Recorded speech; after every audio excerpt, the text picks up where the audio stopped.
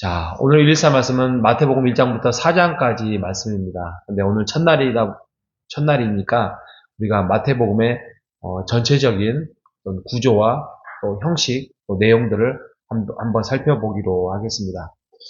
먼저 기록자는 우리가 알고 있는 것처럼 마태입니다. 마태라는 이름은 많았습니다. 그래서 정말 이 마태가 그 마태인가 저 마태인가 하면서 사람들의 어떤 저자의 의혹들이 있었습니다. 근데 마태 원래 이름은 레위였고요. 예수님이 나중에 마태라는 이름을 붙여주면서 하나님의 산물이라는 애칭이 붙었습니다. 그는 세리였습니다. 세리, 세무 공무원 이렇게 생각하시면 되죠. 아주 유능한 세무 공무원이었는데 예수님의 부르심을 받아서 제자가 되었습니다.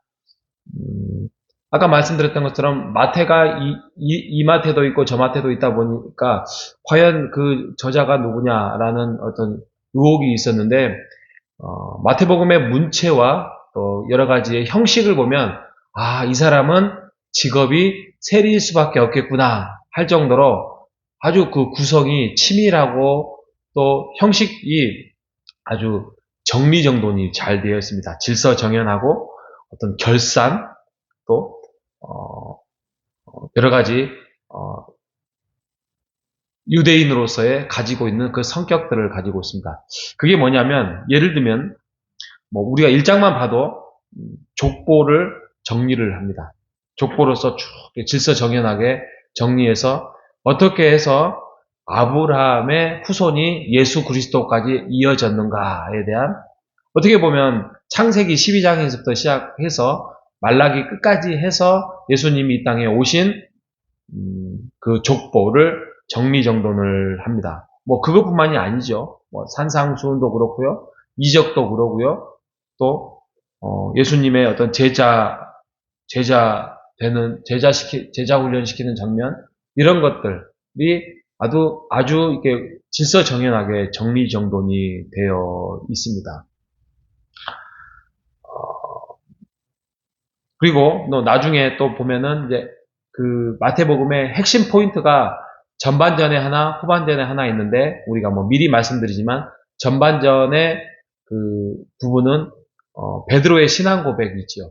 베드로의 주는 그리스도이시오 살아계신 하나님의 아들입니다. 그게 전반전이고요. 후반전은 대위임령,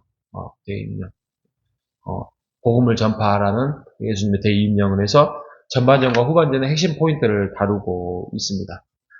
마태복음의 구조는 7파트로 나누어져 있습니다. 세부적으로 다 말씀을 드릴 수 없지만 주제별로 말씀을 드리면 먼저 족보와 탄생 이야기, 그리고 두 번째로는 예수님의 말씀으로 인해서 메시아됨을 말씀을 하고 있고, 세 번째로는 제자들의 파송 파트를 나누고 있고요. 예수님의 여러 가지 메시아로 드러남으로써의 나타나는 충돌을 다루고 있고요. 그 다음에 제자교육, 예수님의 사역에 대한 특징인 제자교육을 다루고 있고요. 여섯 번째로는 예루살렘에서 활동한 스토리를 담고 있고, 마지막은 예수님의 죽으심과 부활로 있어 승천을 암시하고 있으면서 마무리를 하고 있습니다. 이처럼 7가지의 주제로 다루고 있습니다. 마태복음에 쓰인 목적은 예수님이 하나님의 아들인 메시아이며 왕이다. 이것을 증명하려고 마태복음은 기록을 하고 있습니다. 하나님의 아들 예수 그리스도, 이것은 곧 구약의 전체적인 내용이에요.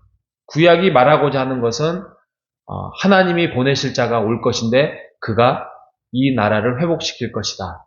또 많은 사람들에게 구원을 베풀 것이다 라고 말씀을 했던 구약의 성취를 말씀하고 있습니다. 그는 다윗의 계보로 왔고요. 자기의 백성들을 향한 사랑과 인애로서 그는 시작되었습니다. 여러 가지 핵심 구절이 또 많이 있는데 여러분이 알고 있는 것처럼 하나님을 사랑하라, 또 이웃을 사랑하라. 또 율법은 내가 율법을 폐하려 온 것이 아니라 완전케 하려 오셨다. 또 주님이 가르쳐 주신 기도문 6장에 나와 있고요. 또 마음과 몸과 뜻을 다하여서 하나님을 사랑하라. 이렇게 핵심 구조들이 족족이 이렇게 내포되어 있습니다. 유대인 세리마태는 유대인들에게 관심이 너무 많았습니다. 아니, 이토록 논리적이고 이토록 확실한 증거가 있음에도 불구하고 어떻게 하나님의 아들인 예수님을 못 알아보느냐에 대한 답답함, 또 본인도 세리였을 때의 유대인으로 있을 때의 그렇게 살았겠죠. 그런데 하나님이 예수님께서 그를 부르시고 제자로 삼아 주셔서 그를 깨닫게 해주시고 하나님의 은혜를 베풀어 주시니 그 모든 퍼즐이 그 마음속에 맞추어졌고 그는 깨달았습니다. 그래서 그는 우리 사랑하는 유대인들도 하나님의 아들, 자녀로서 구원을 받게 하는 것이 자기의 사명이다 라는 마음으로 성경을 기록하죠. 그래서 구약의 예언만도 60번 이상을 인용을 합니다. 하나님의 아들이 이 땅에 오셔서 성취를 시키셨다라는 미가서부터 시작해서 이사야, 호세야, 또 시편, 스가랴의 말씀들을 60번 이상을 인용을 하면서 하나님의 아들 예수 그리스도가 확실한 하나님의 아들임을 선포를 합니다. 그런데 그들은 그러면 그럴수록 논쟁만 되고 더 믿지 않습니다. 우리가 잘 아는 대로 그들은 누구였냐면 대표적으로 바리새인과 사두개인들이었습니다. 그들은 학자였어요. 율법에 능통한 율법 학자였고 또 어떻게 보면 지도자였어요. 그런데 아무리 예수님이 말씀하시고 자기의 친구들이 말을 하고 제자들이 말을 해도 그들은 알아보지를 못합니다. 왜? 그들 안에는 강팍한 마음이 있었기 때문입니다. 어떠한 강팍한 마음이 있었냐면 종교는 나를 위해서 존재해야 된다는 거죠. 그래서 그 유대교, 그 종교를 자기네 중심으로 그를 사용합니다. 자신의 명예, 자신들의 돈, 또 자신들의 어떤 이득을 위해서 존재합니다. 그래서 조건에 부합하면 얼마든지 상황을 바꿀 수 있는 그런 사람들이었습니다. 그런 사람들을 우리가 정치적이다라고 말을 하죠. 정치적이다. 그래서 조건에 따라서 예수님을 만나기도 하고 찾기도 하고 그렇습니다. 그러다 보니까 예수님께서 심판을 가합니다.